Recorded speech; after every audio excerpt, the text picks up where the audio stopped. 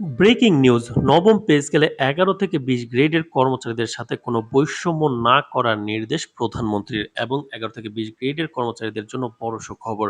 তো দর্শক, আপনি একজন সরকারি কর্মচারী হয়ে থাকলে অবশ্যই চ্যানেলটি সাবস্ক্রাইব করে সম্পূর্ণ ভিডিওটি দেখুন।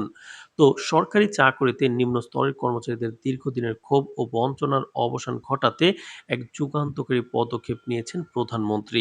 আসন্ন নবম জাতীয় পে স্কেল বা নবম বেতন কাঠামো নির্ধারণের ক্ষেত্রে ১১ থেকে ২০ গ্রেডের কর্মচারীদের প্রতি যেন কোনো ধরনের বৈষম্য করা না হয় সে বিষয়ে কঠোর নির্দেশনা দিয়েছেন সরকার প্রধান। সম্প্রতি সংশ্লিষ্ট মন্ত্রণালয় ও পে কমিশন গঠন প্রক্রিয়ার সাথে জড়িত উচ্চপদস্থ কর্মকর্তাদের সাথে এক উচ্চ পর্যায়ের বৈঠকে তিনি এই নির্দেশনা প্রদান করেন। প্রধানমন্ত্রীর এই মানবিক ও সমতা ভিত্তিক অবস্থান দেশের লাখ লাখ নিম্ন গ্রেডের সরকারি কর্মকর্তা কর্মচারীর মধ্যে এক নতুন আশার আলো সঞ্চার করেছে। দীর্ঘদিন ধরেই সরকারি চাকরিতে উচ্চতর এবং নিম্নতর গ্রেডগুলোর মধ্যে বেতন ও অন্যান্য সুযোগ সুবিধার ব্যবধান বা বৈষম্য নিয়ে মাঠ পর্যায়ের কর্মচারীদের মধ্যে তীব্র অসন্তোষ ছিল। পূর্ববর্তী পে স্কেলগুলোতে উচ্চ স্তরের কর্মকর্তারা যেভাবে লাভবান হয়েছিলেন সেই তুলনায় ১১ থেকে ২০ গ্রেডের কর্মচারীদের জীবনযাত্রার মান ও মূল্যস্ফীতির সাথে সামঞ্জস্য রেখে সুযোগ সুবিধা বৃদ্ধি পায়নি বলে অভিযোগ রয়েছে।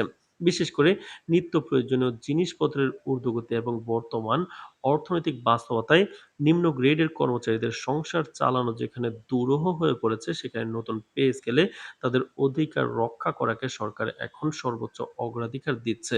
প্রধানমন্ত্রী স্পষ্টভাবে জানিয়েছেন যে রাষ্ট্রের চাকা সচল রাখতে তৃণমূলের এই কর্মচারীদের অবদান কোনো অংশেই কম নয়। তাই তাদের জীবনযাত্রার মান উন্নয়ন ও সামাজিক সুরক্ষা নিশ্চিত করা রাষ্ট্রের অন্যতম দায়িত্ব।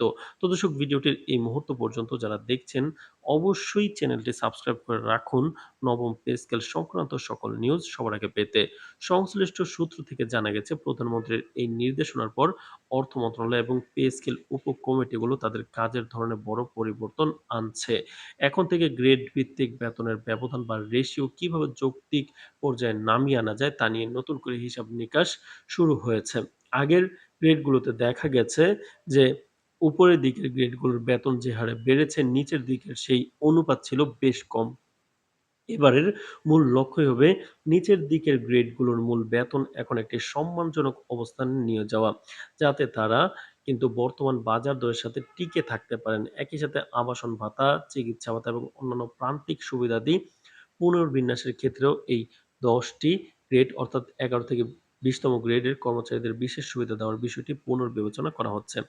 ১০০% থেকে ১৪০% পর্যন্ত মূল বেতন বৃদ্ধির সুপারিশ, সর্বনিম্ন মূল বেতন। তো ২০ টি গ্রেড বহাল রেখে সর্বনিম্ন গ্রেডের ২০তম গ্রেডের মূল বেতন বর্তমানে ৳৮,২৫০ থেকে বাড়িয়ে ৳২০,০০০ জোরালো সুপারিশ করা হয়েছে, যা প্রায় ১৪২% বৃদ্ধি। ধাপে ধাপে বাস্তবায়ন, সরকারের বিশাল বাজেটের কথা বিবেচনা করে এই বেতন কাঠামো ৩ ধাপে বাস্তবায়ন করা হতে পারে। প্রথম ধাপে আগামী জুলাই থেকে সরকারি কর্মকর্তা-কর্মচারীদের বর্ধিত মূল বেতনের ৫০% পেতে পারেন। পরবর্তী ২ অর্থবছরে বাকি অংশ এবং অন্যান্য সুযোগ সুবিধা পুরোপুরি কার্যকর হবে। সরকারি কর্মচারীদের বিভিন্ন সংগঠন নেতৃবৃন্দ বলেছেন যে প্রশাসনের মূল চালিকা শক্তি হলেন এই ১১ থেকে ২০ গ্রেডের কর্মচারীরা, যারা দিন-রাত মাঠ পর্যায়ে কিন্তু ফাইলের কাজ থেকে শুরু করে সব ধরনের দাপ্তরিক সেবা দিয়ে থাকেন। প্রধানমন্ত্রীর এই সরাসরি হস্তক্ষেপের ফলে আমলাতান্ত্রিক জটিলতা কাটিয়ে উঠে এবার একটি বৈষম্যহীন এবং যুগোপযোগী পে স্কেল আলোর মুখ দেখাবে বলে তারা দৃঢ়ভাবে বিশ্বাস করেন। এই নির্দেশনা দ্রুত বাস্তবায়িত হলে সরকারি কর্মকর্তা কর্মচারীদের কাজের গতি যেমন বাড়বে, তেমনি প্রশাসনের তৃণমূল পর্যায়ে স্বচ্ছতা ও জবাবদিহিতা আরো মজবুত হবে বলে মনে করছেন অর্থনীতিবিদ ও সমাজবিজ্ঞানীরা। তো দর্শক, ভিডিওটির এই মুহূর্ত পর্যন্ত যারা দেখছেন অবশ্যই চ্যানেলটি সাবস্ক্রাইব করে ভিডিওটি কন্টিনিউ করুন নবম পে স্কেলের সকল নিউজ সবার আগে পেতে।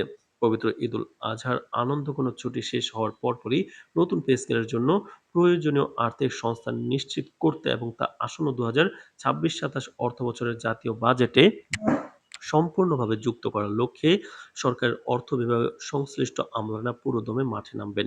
প্রশাসনিক হিসাব ও লক্ষ্যমাত্রা অনুযায়ী এই বিশাল ঐতিহাসিক কর্মযোগ্য ও নতুন বেতন কাঠামো সফলভাবে বাস্তবায়নের জন্য সরকার আপাতত নিজস্ব তহবিল থেকে ১,৫৭,০০০ কোটি টাকা বরাদ্দ রাখার একটি বিশাল লক্ষ্যমাত্রা নির্ধারণ করেছে, যা দেশের ইতিহাসে সরকারি কর্মচারীদের বেতন ভাতা ও কল্যাণ খাতে বরাদ্দকৃত একক বৃহত্তম ও অন্যতম বৃহত্তম বাজেট বরাদ্দ হতে যাচ্ছে। প্রধানমন্ত্রী আশ্বস্ত করেন যে দেশের সামষ্টিক অর্থনৈতিক স্থিতিশীলতা, বৈদেশিক মুদ্রার রিজার্ভ এবং বাজেটের অভ্যন্তরীণ ভারসাম্য অক্ষুণ্ণ রেখেই অত্যন্ত সতর্কতার সাথে এই বিশাল তহবিলের সংস্থান করা হচ্ছে, যাতে অর্থনীতিতে নতুন করে কোনো মুদ্রাস্ফীতির নেতিবাচক চাপ তৈরি না হয়।